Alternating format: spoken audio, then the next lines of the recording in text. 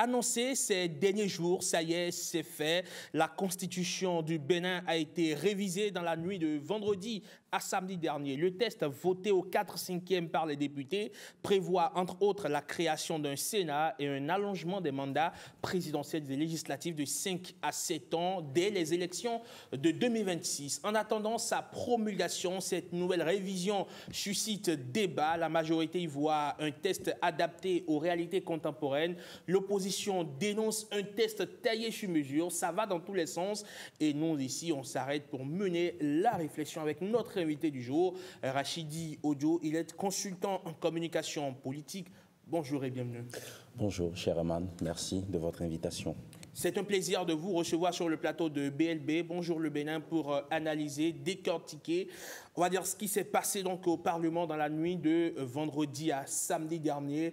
La révision de la Constitution s'est actée désormais. Les parlementaires ont joué leur partition, reste à présent la Cour constitutionnelle et la promulgation par le président de la République. Mais en attendant, Rachidi, beaucoup de gens se posent une question. Pourquoi une révision constitutionnelle à l'approche des élections? Pourquoi maintenant y avait-il urgence? Qu'est-ce qui pressait? Alors, ce n'est d'abord pas une question d'urgence, mais c'est le moment le plus politiquement correct pour opérer cette révision de la Constitution. Le moment est idéal politiquement parlant. Parce que en quoi c'est idéal justement? Parce que certains peuvent estimer qu'on est à l'approche des élections et que sensiblement on pouvait attendre quand même au regard de la sensibilité de la période.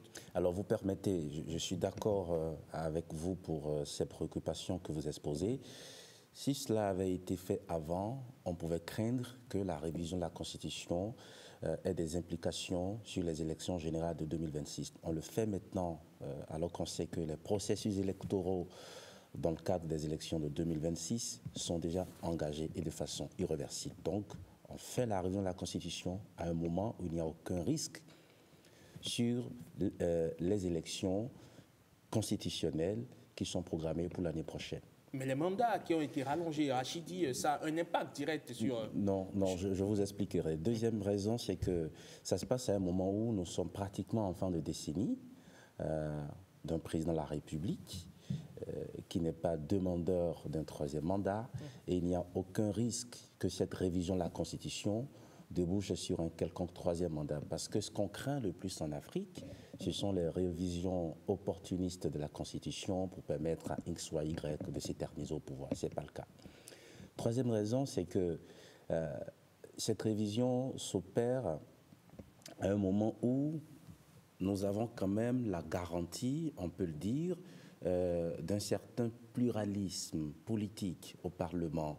Vous savez qu'entre 2019 et 2023, la configuration du Parlement, pour certaines personnes, ne reflète pas la conception que ces personnes ont de la démocratie pluraliste. Nous ne savons pas ce que pourra être la configuration du Parlement au thème des prochaines élections, parce qu'après, ce sont les citoyens et électeurs qui décident. Donc là, nous avons un Parlement avec une majorité et deux minorités, dont au moins une ne soutient pas les actions du gouvernement. Cela a permis d'avoir des voix divergentes, des voix critiques, des débats sur le sujet. Je pense que c'est le moment idéal pour le faire.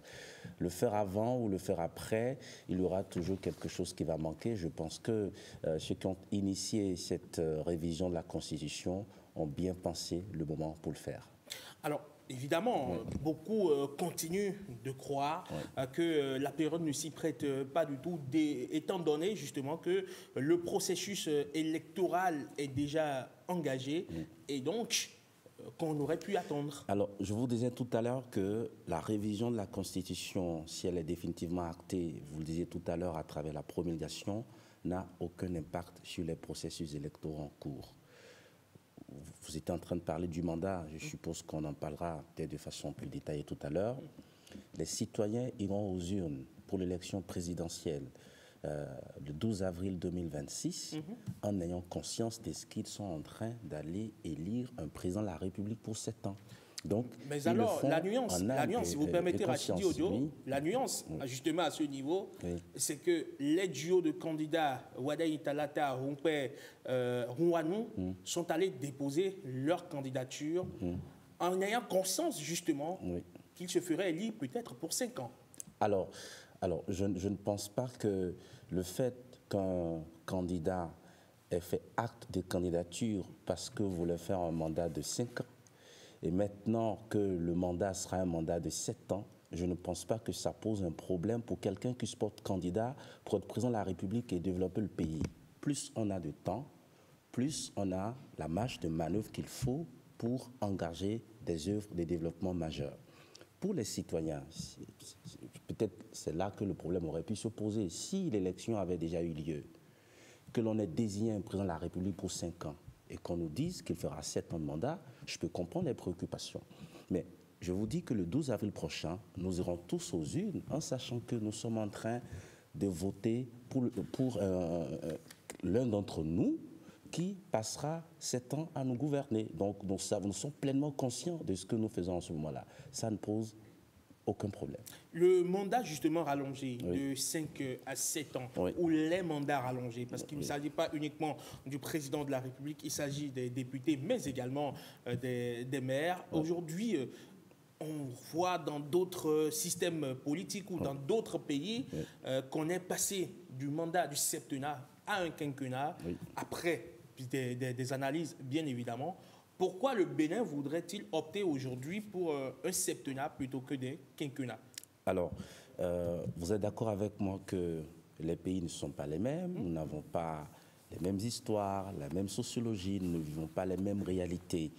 Et on n'a pas le temps d'entrer dans les détails des facteurs qui expliquent le fait que certains pays qui ont fait l'option du septennat soient retournés au quinquennat. Mais ce que je peux vous dire pour l'option qui est faite actuellement dans notre pays, c'est ceci. C'est d'abord du mandat du président de la République qu'il s'agit, et puis après, du besoin d'aligner les mandats. Ces dernières années, s'il y a quelque chose que nous avons gagné avec le président avec l'exercice du pouvoir par le président Patrice Talon, je ne suis pas en train de personnaliser le débat, je vais faire une illustration pour que vous puissiez comprendre. C'est que le développement, c'est facile, et le développement aussi, ça prend du temps. Lorsque nous expérimentons un mandat de 5 ans, regardez, un président qui a un mandat de 5 ans qui arrive, s'il veut faire les choses normalement, il n'est pas pressé, il a une bonne conception du développement, il sait que le développement, c'est sur la durée. En principe, en un mandat, il doit être capable d'initier, de conduire et d'achever l'essentiel, je dis l'essentiel des œuvres de développement que l'on mettra à l'actif de sa gouvernance. L'essentiel, d'ailleurs parce que personne ne peut tout terminer. C'est d'ailleurs pour ça qu'il y a la notion de la continuité de l'État. Avec le mandat de 5 ans, vous avez un président de la République qui arrive. S'il ne veut pas rentrer dans du saupoudrage, dans de l'à peu près, lorsqu'il engage certaines œuvres majeures, il a environ 2 ans et 2 ans et demi pour bien faire les études. Il faut le remarquer. Vous avez vu la cité ministérielle, vous avez vu la centrale thermique, vous avez vu les grandes infrastructures aujourd'hui qui caractérisent et qui définissent la gouvernance du président Patrice Talon. 2 ans, 2 ans et demi pour bien faire les études. Parce que ce dont nous avons aussi souffert dans ce pays, c'est que les études ont été très souvent mal faites et la conséquence, c'est que vous avez des œuvres qui ne sont pas durables. Et chaque fois, il faut reprendre. Quand vous finissez les études, en 2 ans, 2 ans et demi, vous avez 1 an, 1 an et demi pour rechercher efficacement le financement, le bon financement. Le financement à un bon prix, parce qu'il faut avoir des très bons taux d'intérêt, des maturités plus longues, et aussi avoir la quantité d'argent dont vous avez besoin. Ce qui fait que sur un mandat de 5 ans, un président qui vient ne lance raisonnablement les vrais chantiers qu'après 3 ans et demi, 4 ans d'exercice de l'action publique. Le temps de finir le mandat, il n'a pratiquement rien fait. Et il est tenu de recourir, de demander un second mandat. On n'est pas tenu de donner un second mandat à un président de la République. Alors, donc c'est pour ça que, vous faites bien, tirant leçon de cela, Je pense que les initiateurs de cette loi et les députés qui ont accompagné cette initiative ont compris qu'en donnant 7 ans à un président de la République, on lui permet d'initier, de conduire et d'achever l'essentiel des œuvres de développement engagées sous sa gouvernance. Et je pense que c'est une bonne chose. Pour qu'à l'heure du bilan, le président en exercice puisse avoir quelque chose à présenter à son peuple. Maintenant, si on lui donne un second mandat, c'est le peuple qui en jugera.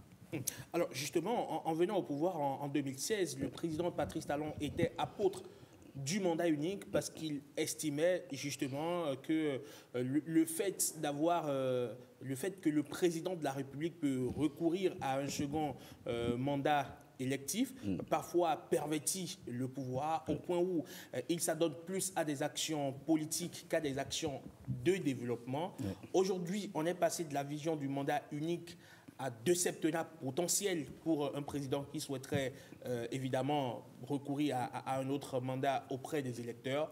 Qu'est-ce qui a pu bien changer entre la vision en venant au pouvoir en 2016 et la sortie aujourd'hui en étant en train de finir 2 mandats de 5 ans? Alors, vous parlez de 2 acteurs différents. Vous parlez du président de la République avec sa conception, sa perception, sa façon de voir. Et actuellement, nous parlons des députés. Le président de la République est patron de la majorité. Il est patron de la majorité présidentielle. Alors, présenter le problème de cette façon, c'est enlever aux initiateurs de cette loi de révision de la Constitution la capacité qu'ils ont pour discerner, pour raisonner, pour initier à entreprendre pour le bien de notre public. Pensez-vous qu'ils auraient pu faire cette modification sans l'accord ou sans l'aval du chef de la majorité qui est le président de la République? Ce que le président de la République en pense, on le saura parce que de toutes les façons, une fois que la loi est adoptée au Parlement, la loi lui est transmise ou lui sera transmise et puis après on verra s'il demandera une seconde lecture. Moi, je n'en sais rien. Je connais bien les acteurs qui étaient à l'origine de cette initiative de révision de la Constitution. Je connais leur conception de la République. Je sais à quel point ils sont attachés au développement de notre pays et je sais qu'ils sont parfaitement capables de prendre une telle initiative sans avoir besoin d'aller chercher des consignes ou des directives chez qui que ce soit. Maintenant, après, chacun est libre de ses interprétations ou de ses ressentis. Donc vous êtes en train de dire que le président de la République ne sait peut-être rien de cette révision constitutionnelle. Qu'est-ce que vous en savez?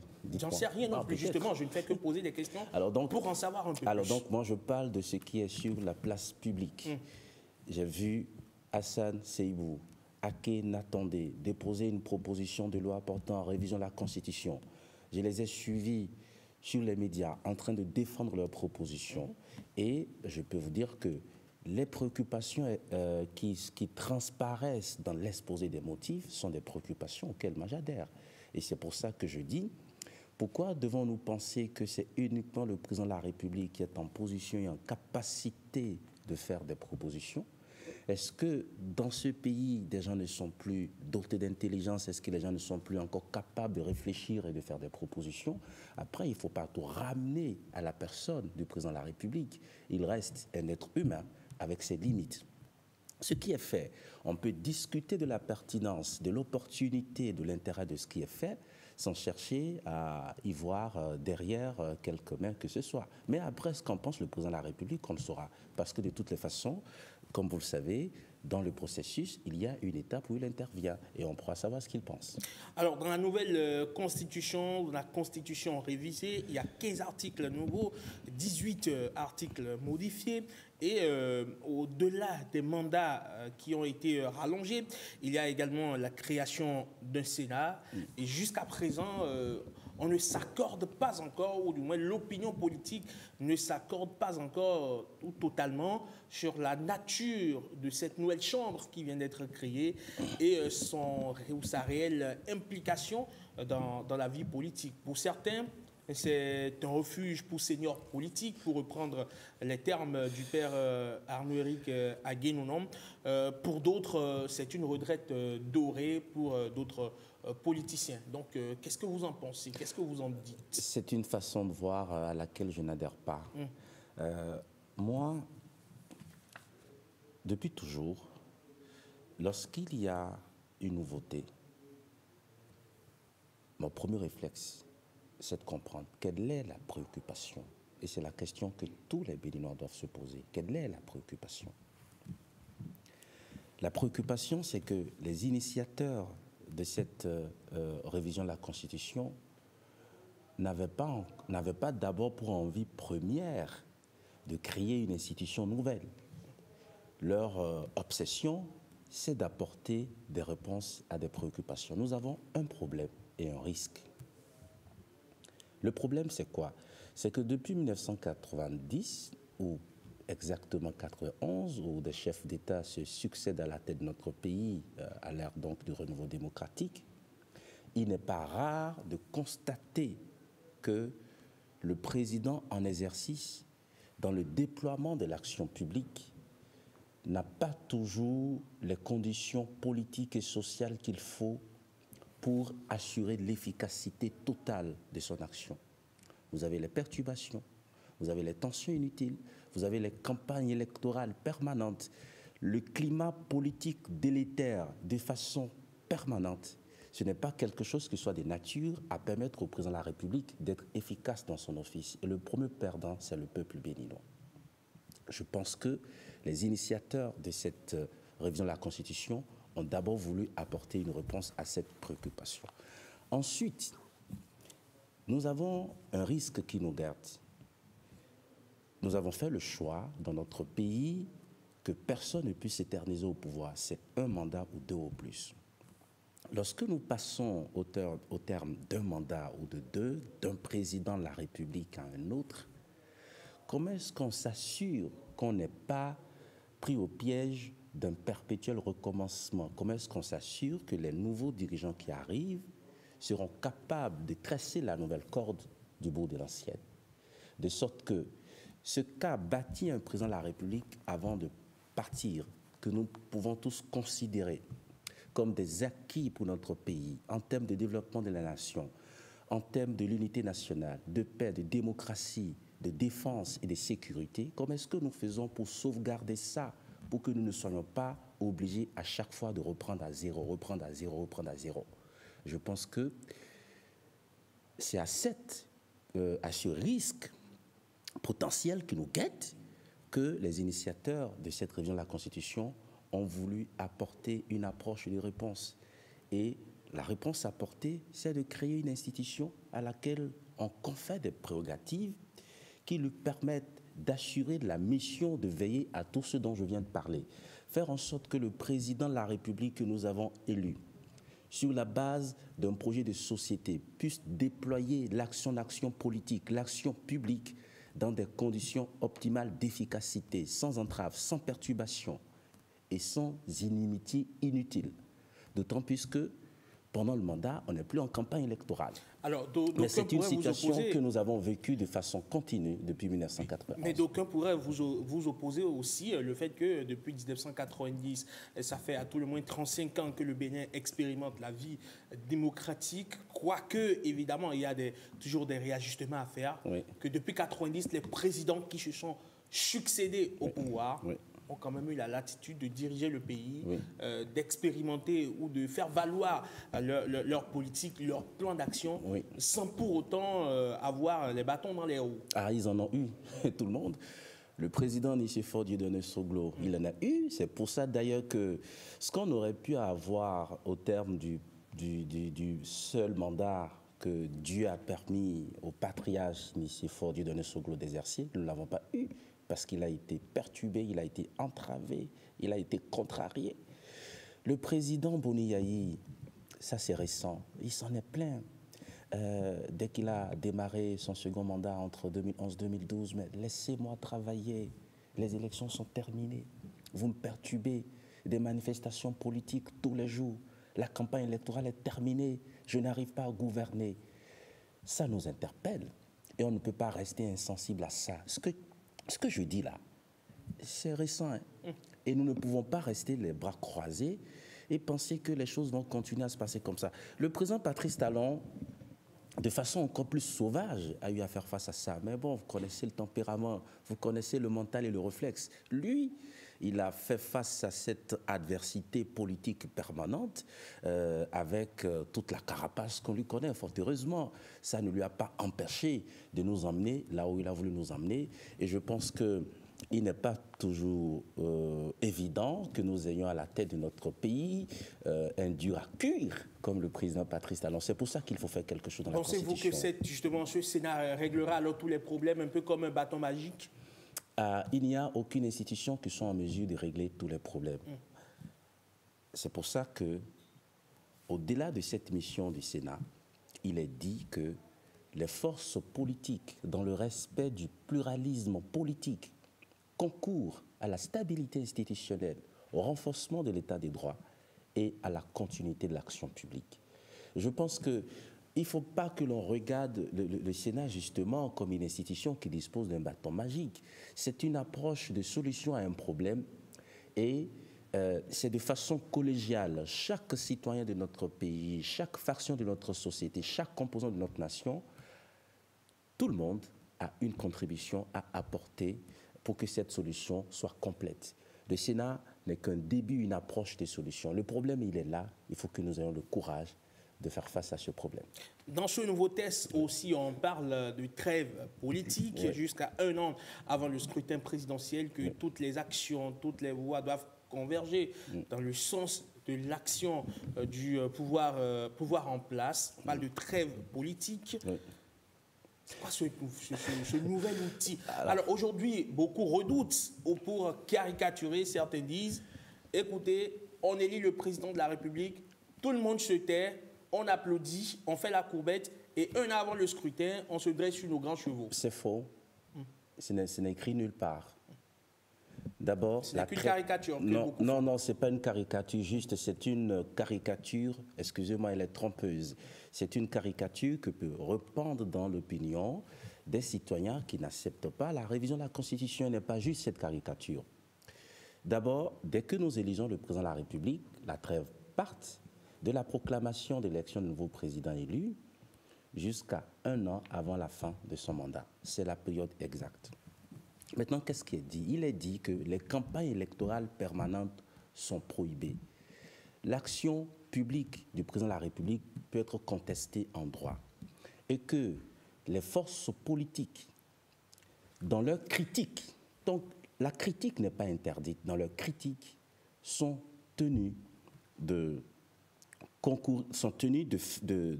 présenter des alternatives. Ce n'est pas nouveau, hein, que les forces politiques, dans leur critique, sont tenues de proposer des alternatives ou des solutions constructives. C'est ce qui est dit. Hein. Après, si on s'efforce à en avoir une autre interprétation, c'est parce qu'on l'a voulu. Mais avant la révision de la Constitution, la loi portant statut de l'opposition du 25 novembre 2019, qu'est-ce qu'elle dit parlant de l'opposition? Quelle est la définition légale de l'opposition politique dans notre pays? Organisation politique qui défend pour l'essentiel, qui soutient pour l'essentiel des positions contraires à celles du gouvernement et qui envisage de construire des alternatives politiques dans le cadre démocratique. Donc, ce n'est que le prolongement de ce que devrait être légalement l'opposition, ce qui vient d'être inscrit dans cette révision de la Constitution. Les forces politiques peuvent faire des critiques et dans ces critiques, on doit avoir des propositions alternatives parce que l'opposition n'a pas d'abord pour vocation à faire échouer le président en exercice parce que quand il échoue, c'est le peuple qui perd. Donc, s'il y a des choses qu'il faut améliorer, qu'il faut réajuster, qu'il faut essayer de remodeler, l'opposition est à même de faire des propositions alternatives. Et c'est tout ce qui est demandé. Ce n'est même pas possible. Nous restons un état de droit, de démocratie, de pluralisme. Il est même proposé qu'en raison de la prohibition des campagnes électorales permanentes, que les forces politiques, y compris les partis politiques d'opposition, peuvent signer un part des responsabilités républicaines avec le gouvernement sous l'égide du Sénat. Vous voyez, la préoccupation du législateur, donc de ceux qui viennent d'opérer cette révision de la Constitution, ce n'est pas de faire taire quelqu'un, c'est de faire en sorte que nous créions dans le pays, pour le président de la République en exercice, des conditions qui lui permettent d'exercer sereinement son mandat dans le bien de notre pays, dans l'intérêt supérieur de la nation. Alors, Rachidi Odjo, Oui. une certaine opinion, Oui. notamment de gauche, ce qu'on appelle ici l'opposition, Oui. estime que justement la contestation est nécessaire pour que l'action gouvernementale ne soit pas pervertie. Bien sûr, et la contestation, la meilleure contestation, c'est la contestation juridique ou judiciaire. Nous avons des institutions à vocation juridictionnelle. Nous sommes toujours dans un système de séparation des pouvoirs. Lorsqu'un président de la République pose des actes, initie des réformes, fait quelque chose contraire à la Constitution, aux lois et règlements de notre pays, les citoyens, les forces politiques, nous avons toujours la capacité de contester l'action publique du président de la République en droit, devant les juridictions compétentes. Et ça, ce n'est jamais interdit. C'est ça qu'il faut Est-ce que expliquer à le nos débat compatriotes. politique, est-ce que justement aussi le débat politique ne nourrit pas l'action gouvernementale? Est-ce que ce n'est pas justement en permettant aux uns et aux autres d'exprimer leur opinion, de faire valoir leurs idées, d'accord, en termes de construction de la vie publique, que justement le pouvoir en place consolide ses acquis et évidemment arrive à faire mieux? Vous me rejoignez. Quelle est la différence entre ce que vous venez de dire et ce que j'ai expliqué jusque-là? Quand on parle de trêve, alors, Non, vous permettez, cher Aman, vous avez dit que l'opposition doit être en mesure de faire valoir ses opinions et de faire valoir ses idées.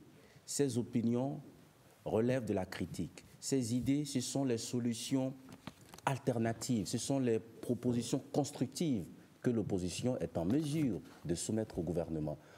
En réalité, ce qui vient d'être inscrit dans la Constitution, c'est ce qui doit être.